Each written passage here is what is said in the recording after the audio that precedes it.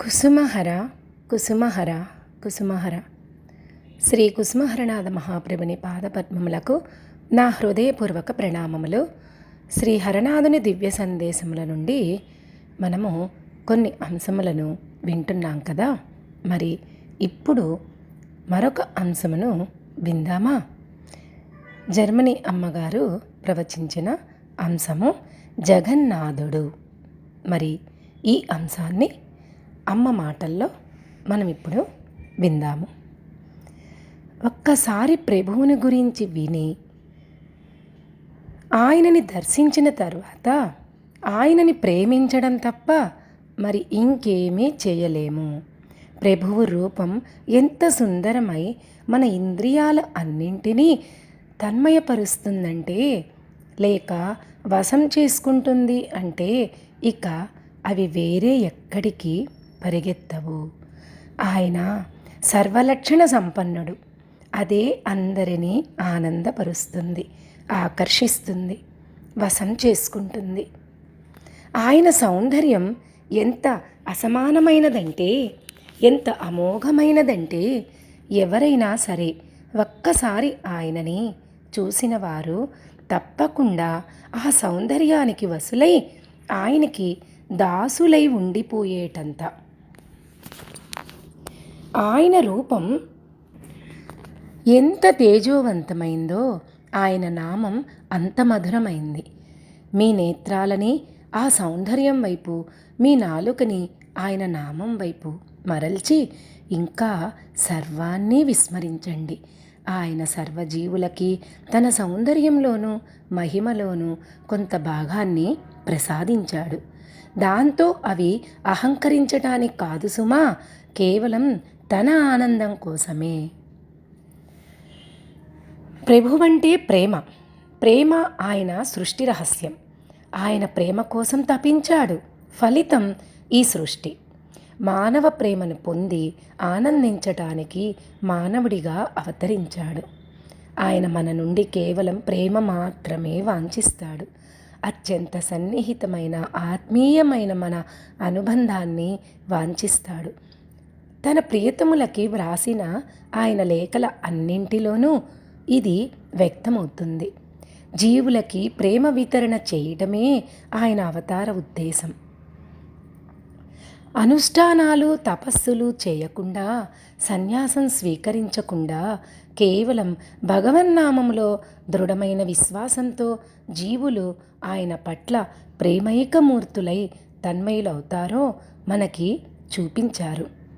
ప్రేమ వితరణ ఎంత అద్భుతంగా, ఎంత నిశ్శబ్దంగా ప్రసాదించాడంటే, ఎవరైనా సరే ఆయనని అనుసరిస్తే వాళ్ళు దివ్య ప్రేమతో తన్మయులు అవ్వవలసిందే. అందరినీ తన వారినిగా చేసుకొనటానికి ఆయన ప్రతి వారిలోనూ తన మహిమ బీజాలను నాటాడు. ఎన్ని జన్మలు ప్రభువును విస్మరించి అశాశ్వతమైన సుఖాల కోసం, నశ్వరమైన అనుబంధాల కోసం వృధా చేసుకున్నాము. అశాశ్వతమైన ప్రాపంచిక వాంఛలనే గాజు ముక్కలను ఏరుకునే ప్రయత్నం చేస్తూ అసలు పొందవలసిన అమూల్య వజ్రాల నిధిని విస్మరించాము. ఈ ప్రాపంచికమైన పనులు మన స్వంతమని అనకొనకుందుముగాక. మన స్వధర్మం ఏమిటంటే కేవలం భగవంతుణ్ణి సేవిస్తూ ప్రేమిస్తూ ఉండడమే. ఎంతకాలం మనం మన మీద ఆధారపడతామో, మన నేర్పరితనం మీద, సామర్థ్యం మీద నమ్మకం పెట్టుకుంటామో అంతవరకు మనం దుఃఖాల్లో మ్రగ్గక తప్పదు. ఒక్కసారి ఈ మర్మాన్ని గ్రహిస్తే నిజమైన సాధన మొదలవుతుంది. మనం మన దైనందిన కర్మల్ని చేసేటప్పుడు మన మానసిక స్థితిని సరిగా ఉంచుకుంటూ ప్రభువుని స్మరిస్తూ ఉంటే మనం అన్ని వ్యవహారాలు భగవత్ సేవగా మార్చుకొనవచ్చు. వారి ప్రయత్నం వల్లనో లేదా అదృష్టం వల్లనో వారు ఆర్జించిన పంట ప్రభువుకి చెందిందని, దానిని ఇక్కడే నాటవలసి ఉన్నదని అంధులైన వాళ్ళు ఎప్పటికీ యోచించరు. కనుక వాళ్ళు మూర్ఖత్వంలో దాని పరిష్కారమంతా ప్రభువు చేతుల్లో మాత్రమే ఉన్నదని గ్రహించక ఈ ఆర్జించిన సొత్తంతా తమ స్వంతమేనని భావించి అది పోతే ఏడుస్తారు, దొరికితే సంతోషిస్తారు. ప్రతివారు ప్రభువు కోసం పని చేయటానికే వచ్చారు. మన వ్యక్తిగతమైన గతకర్మ ప్రకారమే ఇక్కడ మనం ఏమి చేయాలో, మనకు ఏమి లభిస్తుందో ముందుగానే నిర్ణయించబడింది. ఆయన చేష్టలన్నీ మనం సమానంగా భావించి భరించాలని మనం మనసులో పెట్టుకోవాలి. మనం ఆయనని సంతోషపెట్టగలిగితే ఇక మనం ఆ పని నుండి తప్పుకొనవచ్చు. ఆయన మనల్ని తన వైపుకి పిలుస్తాడు. ఇక మనము కర్మబద్ధులమై పోవలసిన అవసరము ఉండదు. మన అయోగ్యతలనన్నింటినీ విస్మరించి ఆయన దగ్గరకు వచ్చిన క్షణమే ఆయన మనల్ని తన అక్కున చేర్చుకుంటాడు. ఎప్పటికీ ఆ ప్రేమాదినాథుణ్ణి మరిచిపోకండి. ఆయనకి అనేక విధాలైన ప్రేమలు తెలుసు. మనల్ని ఏడిపించడమో నవ్వించడమో చేసే అనేక మార్గాలు తెలుసు. మన కోసం ఆయన ఎంత వ్యధ చెందుతాడో, ఎంత మనల్ని ప్రేమిస్తాడో గ్రహించండి. నా అంతట నేను బంధింపబడదలిచినప్పుడు త్రాళ్లతో అవసరమేముంది? ఇది భగవంతుడి నాటకమనే జ్ఞానంతో నన్ను పట్టుకున్నప్పుడు అలాగే పట్టుకుని ఉండండి. మానవ జీవిత పరమార్థం ఆయన కుటుంబంలో సభ్యుడిగా నమోదు కావడం, ఆయన బృందావన ధామంలో ఒక సభ్యుడిగా మారడం, ఆయనని సేవించడానికి రాధారాణి అనుజ్ఞ పొందడం. శాంత, దాస్య, సఖ్య, వాత్సల్య, మధుర భావాల్లో ఏ మార్గంలో మీరు ఆయన్ను సేవించదలుచుకున్నారో నిర్ణయించుకోండి. అన్నీ అందులో ఇమిడి ఉన్నాయి కనుక ఈ భావాల అన్నింటిలోనూ మధుర భావమే ఉత్తమోత్తమైనది. ప్రభువు ముందు పెండ్లి కూతురులా అలంకరించుకొని నిలబడి ఉండి ఆయన ప్రాణం కోసం, ఆయన సుఖాల కోసం యాచించండి. ఆయన మీద ఆధారపడి ఉండండి. పతివ్రతలాగా ఆయనకి సర్వసమర్పణ అవ్వండి. మీ భర్తలాగా ఆయనని ప్రేమించండి.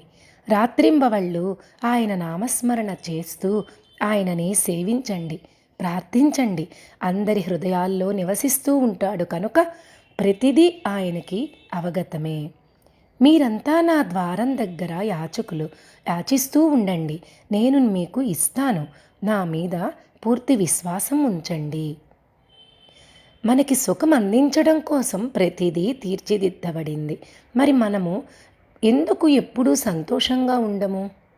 ఎందుకంటే మనం ఆయన ఉనికిని విస్మరిస్తాము కనుక. ఆయన లేని ప్రదేశం ప్రపంచంలో ఒక్కటి ఉండదు. ఆయన సర్వత్రా ఉన్నాడు. ఆయన అంశంలో ఒక్క అంశం ఈ సూర్యుడిని, చంద్రుడిని, నక్షత్రాలని, మొక్కలని, పండ్లని, పూలని, ఈ సర్వ ప్రపంచాన్ని సృష్టించింది. ఏకైక సత్యం ప్రభువే. మిగిలిందంతా మాయ, అసత్యం. ఆయనే మన స్వంతం. మిగిలిన వారంతా అగంతకులు.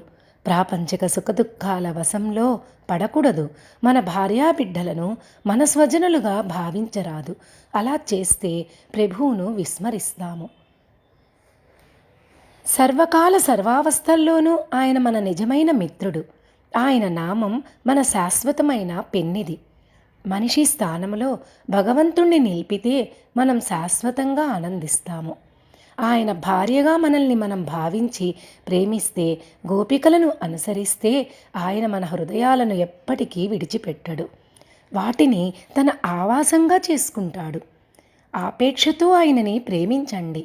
తింటున్నా, నిద్రపోతున్నా, మాట్లాడుతున్నా ప్రతి క్షణము ఆయనని గురించి ఆలోచించండి. మీలో తింటున్నది, నిద్రపోతున్నది, వ్యవహరిస్తూ ఉన్నది అంతా కూడా ఆ ప్రభువేనని భావించండి. విదిత హృదయంతో ఆయన కోసం తపించండి. గుప్తపరచటాన్ని ప్రభువు అసహ్యించుకుంటాడు. భర్త ప్రేమలో ఇంకా ఇంకా లోతుకు వెళ్ళి ఈదులాడండి. మనస్సులోనూ ఆత్మలోనూ ఆయన జీవిగా మారాలని తపించండి. ఆయన స్వజనమైనప్పుడు అనంతమైన ఆనందంలో మీరు జీవిస్తారు. మీ దృష్టికి అందటం లేదు కనుక మీ మనస్సులో నుండి తప్పుకున్నాడు అనుకోకండి. శోభాయమానమైన ఆయన పాదాలని నిద్రిస్తున్న మేలుకున్న మనసులో పెట్టుకోండి. ఆయన మీతో ఆడుతున్న లీలల్ని జ్ఞాపకం చేసుకుంటూ ఉండండి. దివ్య ప్రేమ సర్వాన్ని వశం చేసుకోగలదు. దివ్య ప్రేమ మాత్రమే సత్యము, నిర్మలము. ఆయన ప్రేమ క్షణికం కాదు, అది శాశ్వతం, నిత్య నూతనం. మర్చుల ప్రేమలాగా అది పేలవం కాదు. ఒక్కసారి దానిని మనం అనుభవిస్తే ఇక వేరే వైపుకి మరలము. ఆయనతో ప్రేమలో ఉంటే ఇతర విషయాలు ఏవీ మనల్ని ఆకర్షించలేవు. అన్ని ప్రాపంచిక విషయాలు అయిష్టమవుతాయి. అన్ని ఆకాంక్షలు కరిగిపోతాయి. ఇంద్రియాలు ఇక అటు ఇటు తిరగవు. అవి మనసులో లయిస్తాయి. మనసు ప్రభువులో లయిస్తుంది. అప్పుడు మనము ప్రభువు గురించే వినాలనుకుంటాము. ఆయనను గురించే ఆలోచిస్తాము. ఆయన కోసమే తపిస్తాము. ప్రతి నిమిషము మన ఆలోచనలు, చేష్టలు ఆయనవే అని గ్రహించాలి. ఆయన ఆలోచనలకి, ఆకాంక్షలకి అనుగుణంగా మనం జీవించాలని తప్పించాలి. కుసుమహర ప్రభువు మన హృదయాలను ఆక్రమించుకొని మనల్ని నడిపిస్తున్నాడని మనం మన మనసుల్లో పెట్టుకోవాలి. ఆయన ప్రతివారి మీద ఒక కన్ను వేసి ఉంచుతాడు. ప్రత్యేకంగా తన మీద నిజంగా ఆధారపడిన వారి మీద, తనని అనుసరిస్తున్న వారిని అటు ఇటు పోనివ్వడు. ఆయన కోసం మనం ఒకటి చేస్తే ఆయన మన కోసం వేలు వేలు చేస్తాడు. కృష్ణుణ్ణి తమ వారిని చేసుకొనడం ప్రతివారి కర్తవ్యం. ఆయన అమరుడు కనుక ఆయనని ప్రేమిస్తే అవాంతరం ఉండదు. ప్రేమ ప్రభువు ఎప్పుడూ మనల్ని తన అక్కున చేర్చుకునే ఉంటాడు. వరాలని కురిపిస్తూ ఉంటాడు. కానీ మనం ఎప్పుడూ ఆయన సుందరవదనం వంక ఒక్కసారి కూడా దృష్టిని సారించము. నీలమణితో మీకు వివాహమైంది. ఆయన ఎవరో మీకు తెలిసింది. మీ భర్త ప్రేమలో ఇంకా ఇంకా లోతులకి ఈదుకుపోండి. ఆయనే అసలైన ఏకైక ప్రపంచ కారణుడు. కనుక ఆయనని ప్రేమించడంలో మనము అన్ని జీవులని, అన్ని వస్తువులని ప్రేమిస్తున్నాము. ఆయనే సత్యం. ఆయన తప్ప మరింకా అంతా మాయే. ఆయనకి అనేక మంది భక్తులు ఉన్నారు. వరుసగా ప్రతి వారి పట్ల దృష్టి పెట్టి అనుగ్రహించాలి. సర్వచరాచర జీవజలానికి ఆయన ప్రాణాధిక ప్రియుడు. అన్నీ ఆయనని కాంక్షిస్తాయి. కనుక ఓర్పు వహించండి. అనంతమైన ఆయన కేలలు స్మరించండి. అప్పుడు ఆయన మిమ్మల్ని విస్మరించడు. ఆయనతో యాదృచ్ఛికంగా అపార్థాలు కలిగితే ఆయనపై మనసు వీడకండి. ఆయన వాళ్ళు కండి. అనంతమైన సుఖం మీదవుతుంది. ఆయనలాగా లాలించడం ఎవ్వరికీ తెలియదు. ఆయన ప్రేమ కానుకలని పొందగానే విషయజ్వాలలు మటుమాయమవుతాయి. కానీ జాగ్రత్త, 100% కంటే తక్కువైతే నిజమైన ప్రేమ సాధ్యం కాదు. అది పూర్తి హృదయాన్ని కోరుకుంటుంది. నిరంతరం ఆలోచనలను నిర్మలం చేసుకొనటానికి తపించండి. ప్రతిరోజు ఏకాంతంలో మీ హృదయాన్ని ఆయనకి విశదీకరించండి. గోపీభావం ఉత్తమోత్తమమైంది. ఇది ఆదర్శమైన ప్రేమ. ఇది పూర్తిగా నిస్వార్థమైంది, గమ్యం లేనిది, కారణరహితమైంది. వారికి గల తీవ్రమైన ప్రేమ ఎంత గొప్పదంటే వారి వ్యక్తిత్వం పూర్తిగా తొలగిపోయింది.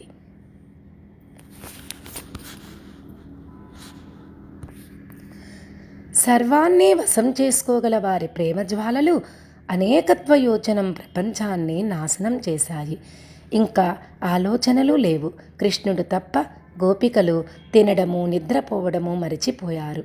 వారు తమ ప్రియతమమైన కృష్ణునిలో లీనమయ్యారు. కనుక ప్రతిదీ విస్మరించారు. వారిలోని బృందావన లీలలు, ప్రత్యేకంగా కుంజలీల, రాసలీల ఎంత ఆకర్షణీయాలంటే వాటిని యథార్థ దృష్టిలో అవగతం చేసుకుంటే జీవుడిని భగవత్ ప్రేమికుడని చేయడమే కాదు, భగవంతుడికి సర్వసమర్పణ అయ్యేటట్లుగా కూడా చేస్తాయి. బృందావనంలో జీవులు ప్రభువుతో బాటే అనుభవాలు పొందుతారు. జాయ్ కుస్మహరా. తరువాయి భాగం మరలా విందాము.